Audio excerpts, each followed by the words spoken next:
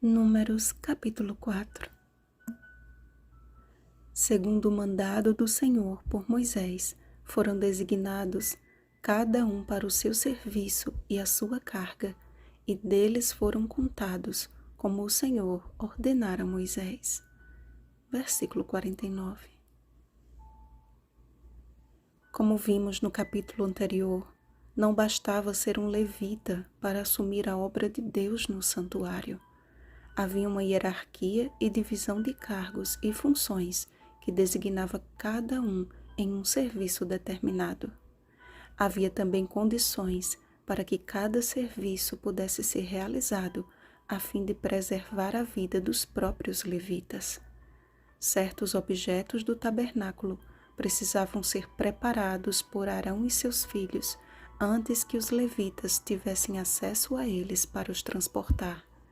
A Arca da Aliança, por exemplo, além dos objetos imóveis utilizados no lugar santo, precisavam ser cuidadosamente cobertos antes que os filhos de Coate tivessem acesso a qualquer deles para que não morressem.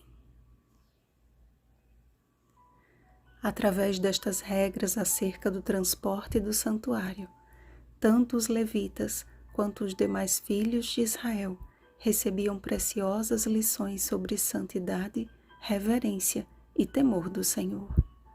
Cada vez que precisavam levantar acampamento e marchar, todo o povo podia ver com que ordem e decência os levitas carregavam as coisas sagradas. Era um trabalho que lhes exigia grande responsabilidade e cuidado para com as coisas santíssimas. Enquanto permanecessem fiéis ao mandado do Senhor, Ele os abençoaria e protegeria em todas as suas viagens. Engana-se quem pensa que Deus não requer mais de seu povo o mesmo cuidado e zelo para com a sua obra. Cada discípulo de Jesus é chamado a realizar um serviço específico na grande obra final e precisamos permitir que o Senhor nos indique este exato dever. Após o Pentecostes, os discípulos foram capacitados para um ministério mundial de proclamar as boas novas de salvação em Cristo Jesus. O Espírito Santo falou a Filipe para ir ao encontro de um eunuco etíope e lhe ensinar as Escrituras. Atos capítulo 8, versículo 29. O apóstolo Pedro recebeu instruções do Espírito Santo após uma visão de ir pregar também aos gentios. Atos capítulo 10, versículo 20. Paulo foi impedido pelo Espírito Santo de ir a determinado lugar e, através de uma visão, entendeu para onde deveria ir naquele momento. Atos capítulo 16, versículos 7 ao 10. O mesmo Espírito permanece guiando os filhos de Deus hoje, e nosso papel é tão somente estar atentos para ouvir a sua voz. Quem tem ouvidos, ouça o que o Espírito diz às igrejas. Apocalipse capítulo 2, versículo 7. Não podemos lidar com a sagrada obra do Senhor conforme nos apraz, mas precisamos entender qual seja a vontade de Deus em nossa lida nesta terra. Ele não exigiu que os sacerdotes tomassem para si todos os encargos do templo, mas designou uma tribo inteira para auxiliá-los. Também não colocou sobre os ombros de uns poucos o peso de carregar o santuário, mas dividiu as funções a fim de que não fossem sobrecarregados.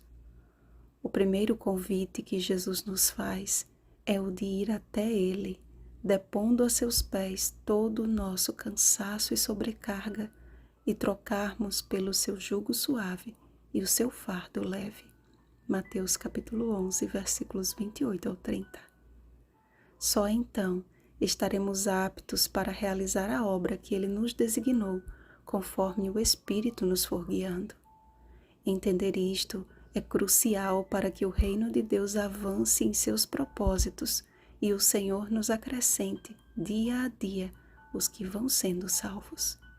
Atos capítulo 2, versículo 47. Há um inimigo que conhece muito bem a ordem e disciplina celestial, que já compôs o cenário do céu na perfeita obra dos anjos, mas cuja rebelião o expulsou do lugar de Deus. E ele faz de tudo para distrair o povo do advento e impedi-lo de avançar ordenadamente, aproveitando-se da fragilidade de professos cristãos para isso. Ellen White escreveu o seguinte: Satanás bem sabe que o sucesso apenas pode acompanhar a ação ordenada e harmoniosa. Bem sabe que tudo que se relaciona com o céu se acha em perfeita ordem e que sujeição e disciplina perfeita caracterizam os movimentos da hoste angélica. Ele estuda e faz esforços para levar os cristãos professos o mais longe possível da disposição ordenada por Deus. Portanto, engana até o professo povo de Deus e faz-lhes crer que a ordem e a disciplina são inimigas da espiritualidade.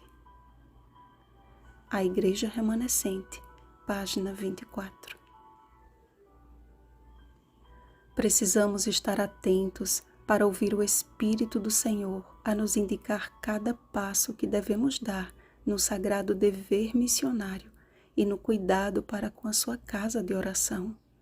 Se atendermos ao primeiro chamado de Cristo, vinde a mim, Mateus capítulo 11, versículo 28, certamente seremos habilitados a cumprir a sua ordem. Ide, Mateus capítulo 28, versículo 19.